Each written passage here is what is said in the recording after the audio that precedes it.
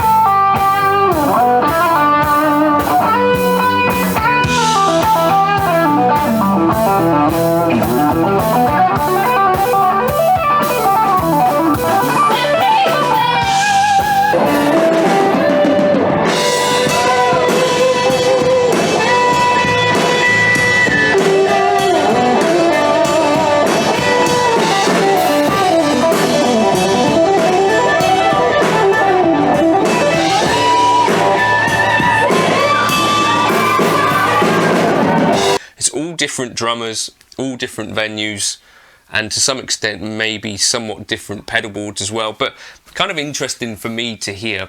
The thing that stands out for me is that you've got to try and find some inspiration on stage is kind of the main thing, because people will know, I think, if it sounds like you're having a really dodgy night, you're not enjoying it. And I think that is the thing that can make or break one of these gigs, where it's like on the edge of playing to an empty room or a room of people that are looking at you like what you're doing. At least if the band looks like they're having a half good time, I think that's the thing that can kind of tip it over the edge. For me, the main factor about this stuff is having some amount of stage volume. Now that's the push that is, I think, mostly kicking people off of this idea of having an amp in general, is that you've got sound men telling you like it's too loud, or you know, you're on a tour where like costs are a factor, so hiring a specific amp for every single gig across different territories is presumably expensive, or carting around your own Fender Super Reverb may no longer be possible in 2025. And this is what I hear from folks like Rob Harris from Jamiroquai, who kindly jumped in the comments the other day. It's like he could hire backline, but that's inconsistent in many ways as well. It gets to a certain level of gig where like these guys have already been playing Kempers, or already playing Axfex, or already playing Quad Cortex for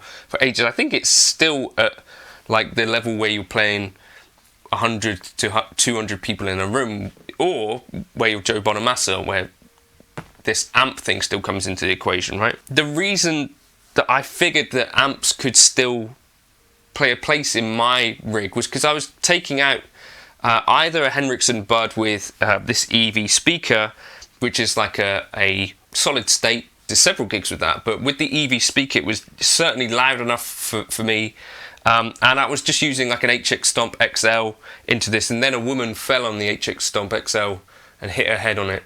That actually happened. I thought she might have had a wound. She probably woke up with a sore head. That was really good for a time. I couldn't find any clips of that, but that was perfectly decent. And then I thought, well, I've got some of these amps anyway. This was like coming off of the heels off of lockdown, where I think a lot of us had to kind of rethink things anyway.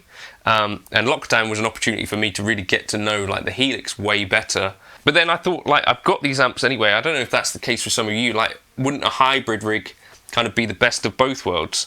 And I think this is kind of the real point of this digital versus amps thing. It's actually no versus to it at all. Probably most people with a pedal board in 2024 have something doing an analog to digital conversion anyway. Digital is going to be, you know, even this tube amp has a digital reverb in it. It's becoming the same thing, right? So for me, the digital versus analog is no longer really the consideration. It's like, do I need an amp? Like the rig for the gig, does it require an amp? And if it does, then I'll take an amp. But my kind of pedal board setup has been built around that idea that Some gigs I'll be able to take an amp, and some gigs probably I won't. And then this other part of my mind is like, well, I could just go down the FRFR route. So if I was saying to someone that already had amps or an amp and has been gigging that for ages, if they're asking like, should I go down the digital route, and you're told basically get your modeler, get your FRFR speaker, my first thing kind of really is that is probably going to cost quite a chunk of money. There's going to be a significant outlay. You may be slightly disappointed to start with, quite possibly, right? And you may even want to go back. I don't know if any of you guys have tried going digital and going back. Let folks know in the comments if that's been the case for you or not. And the other thing you might find is that you're taking pretty much as much gear to a gig as you were anyway. Now the FR speaker might be a little bit lighter than your amp, but it's going to take up about the same room potentially. For me, I quite like the idea of just having a head and cabinet that's a bit more easily transportable, but you might find yourself in this kind of world of comparing modelers, in which case you're going to buy a Helix, then you might buy a Quad Cortex, then you might buy a Fractal Axe-Fx. So you kind of get into just a different gear cycle thing anyway. So I don't know, let me know your thoughts in the comments. For home use, I'm certainly using digital all the time. I'm absolutely totally wedded to that. It's just that when it comes to playing live, when I'm doing sound front of house, I really prefer having some sound also coming from a guitar. I think it helps kind of separation, it helps it sound like a band, and it helps me actually be heard, which is very selfish as a guitarist, but I think we've all been to gigs. You know, recently I was at a Jacob Collier gig in the O2, and one of my favourite guitarists in the world is Ben Jones, and I could only really hear Ben's playing when it was just a guitar break, like when there were people stopping and he'd play like a little couple of licks. Like he had a couple of solo spots, couldn't hear them. I think we've probably all been to gigs where that's the case. A little amp can really help in some scenarios where it's like, I actually want this to be heard. And there's nothing sadder than someone playing a guitar solo and no one listening to it, right? Or no one being able to listen to it. They can't even make the choice. You know, you've got the mother of the bride at the back there. She's going, is he playing a solo? That's not what you want, is it? I don't know, let me know your thoughts on going fully digital, how you've managed to succeed or not succeed. If you've gone back, I'd love to know your thoughts. And how much digital stuff is actually in your rig, because I'm someone who thinks that you probably need both, and probably a guitarist in 2025 needs to be comfortable with the idea of A, the ampless gig, and B, no gigs at all.